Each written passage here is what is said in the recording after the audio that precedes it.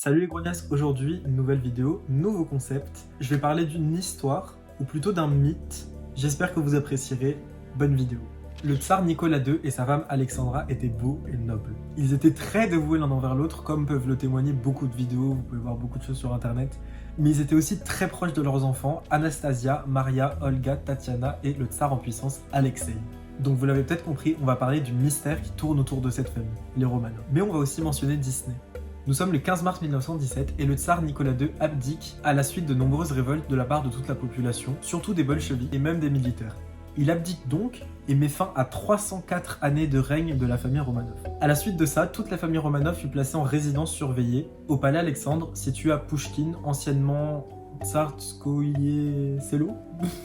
Mais c'est pas fini parce qu'à la suite de ça, ils ont encore été transférés dans deux endroits différents. Donc dans l'ordre, ils ont été transférés à la maison du gouverneur à Tobolsk, et enfin dans la villa Ipatiev à Ekaterinbourg. Et quand ils étaient encore à Tobolsk, Nicolas il avait compris qu'ils allaient se rendre à Ekaterinbourg et il a dit, je cite, « J'irai n'importe où, mais surtout pas dans l'Oural ». Parce que cette ville elle était peuplée d'extrémistes qui voulaient sa mort. Si on peut le dire comme ça, leur vie elle se résumait à être emprisonnée. Pour appuyer cet argument, on peut même ajouter que les vitres étaient recouvertes de peinture et que la famille Romanov avait l'ordre de laisser ses portes ouvertes. Mais ça n'a pas toujours été comme ça parce qu'au début leur vie c'était pas forcément de la torture. Parce qu'ils étaient devenus amis avec certains gardes, ils avaient des permissions de sortie plus longues parfois même. Plein de petits trucs qui faisaient que leur vie était pas vraiment une torture au début. Mais en juin 1918, une des filles de Nicolas, Maria, a été vue avec un garde en train de faire un peu plus que sociabiliser. Du coup leurs anciens gardes ont été remplacés. Et c'est à partir de là que l'histoire devient vraiment difficile. Il y a eu un nouveau superviseur qui était bolchevique, Yakov Yurovsky, et il a commencé à imposer des règles beaucoup plus sévères, beaucoup plus strictes, en plus d'avoir de nouveaux gardes qui étaient eux aussi beaucoup plus sévères. Il faut préciser que Yurovsky attendait seulement l'ordre de Lénine pour exécuter toute la famille. Au début juillet, l'armée de Kolchak s'approche de la ville et le comité exécutif donne l'accord à Yurovsky pour fusiller la famille. Mais il devait agir vite, parce qu'il devait chercher un emplacement pour se débarrasser des corps. Parce que si les monarques les retrouvaient, ils auraient pu les garder comme des reliques. Du coup, on avance un petit peu, une semaine plus tard, je crois.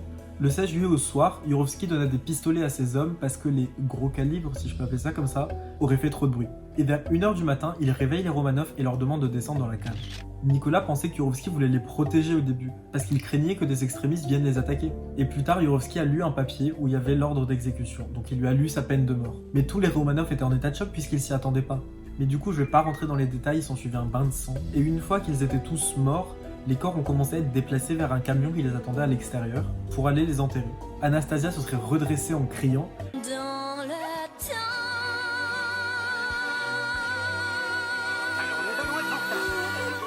et aurait été abattue après.